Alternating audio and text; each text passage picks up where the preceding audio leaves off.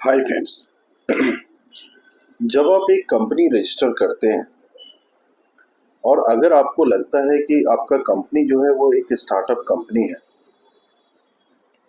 तो आपको एक कंपेयर करना होगा कि क्या आपका बिजनेस ट्रेडिशनल बिजनेस में आता है या सच में स्टार्टअप कंपनी है। जब भी आप एक स्टार्टअप कंपनी स्टार्ट करना चाहते हैं, तो पहले आपको जो लीगल स्ट्रक्चर है उसका सिलेक्शन प्रॉपर करना बहुत जरूरी है कि क्या आप एक एलएलपी के रूप में जाएंगे या प्राइवेट लिमिटेड कंपनी के रूप में जाएंगे।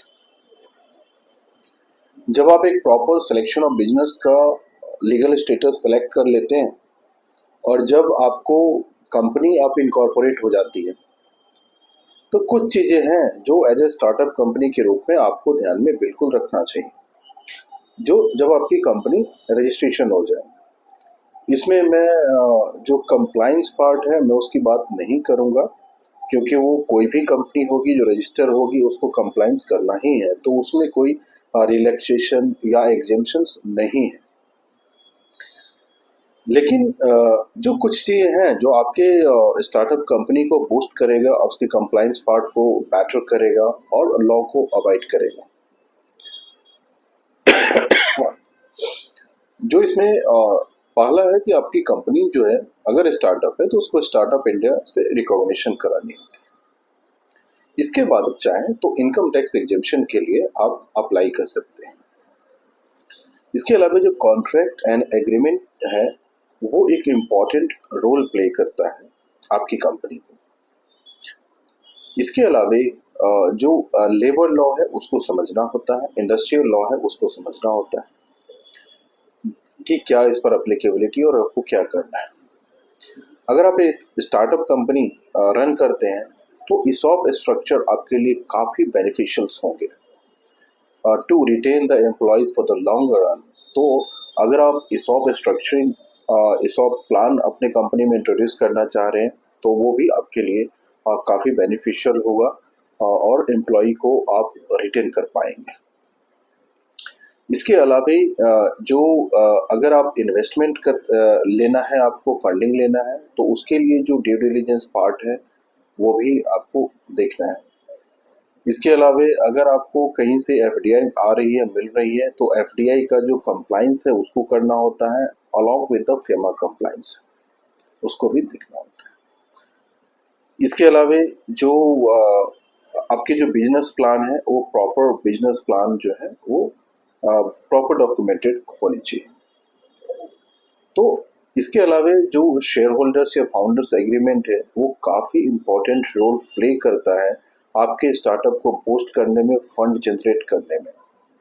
जो बिजनेस ट्रांजैक्शन एडवाइजरी सर्विसेज, ये इसलिए इम्पोर्टेंट है कि जो भी हाई वैल्यू ट्रांजेक्शन्स हैं उसमें आपको एडवाइजरी सर्विसेज लेनी चाहिए, ताकि जो ट्रांजेक्शन्स हैं वो प्रॉपर एज पर लॉ हो और कहीं पर कुछ डिस्प्यूट हो तो उसको प्रोटेक्ट किया जा सके। इसके अलावा जो आपकी जो बिजनेस है उसके जो टैक्स एडवाइजरी है, तो टैक्स एडवाइजरी भी आपको ज़रूरत पड़ सकता है रिलेटेड टू योर बिजनेस। इसके अलावा जो एडवाइजरी आपको चाहिए फॉर द प्राइवेट इक्विटी, तो प्राइवेट इक्विटी के लिए भी आप एडवाइजरी वो भी आपको एक रिक्वायरमेंट के रूप में हो सकती है। जो क्रॉस बॉर्डर ट्रांजेक्शन्स है उसमें भी आपको एडवाइस की ज़रूरत हो सकती है, जो क्रॉस बॉर्डर ट्रांजेक्शन्स है। तो मैनी थिंग्स हैं जो आप स्टार्टअप के रूप में आपको ध्यान रखने की आवश्यकता होती है। आज के डेट में अगर हम डेली के डाटा देखें तो जितने कंपनी भारत में रजिस्टर होती है, क्या वो सारी कंपनी एटलीस्ट 2 साल भी कंटिन्यू नहीं हो पाती। तो आप एक कंपनी के रूप में रजिस्टर करते हैं लेकिन वो कंपनी कंटिन्यू नहीं कर पाते, उसके कई कारण हैं।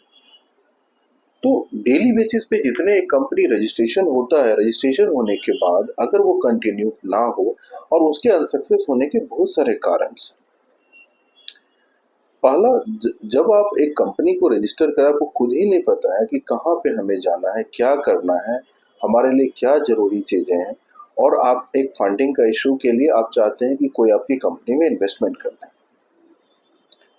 तो क्यों एक कंपनी में वैसी कंपनी में कोई इन्वेस्टर क्यों इन्वेस्ट करेगा, ये भी आपको सोचना है। और कंपनी जो जितने भारत में पूरी कंपनी डेली बेसिस पे रजिस्टर होते हैं, वो क्या कारण है कि उसमें से कुछ कंपनी कंटिन्यू नहीं कर पाते हैं। और स्टार्टअप के रूप में जो कंपनी फेल होती है, तो मोस्टली स्टार्टअप सक्सेस नहीं होते, उसके कई कारण होते हैं। हाउएवर कुछ सक्सीड होते हैं।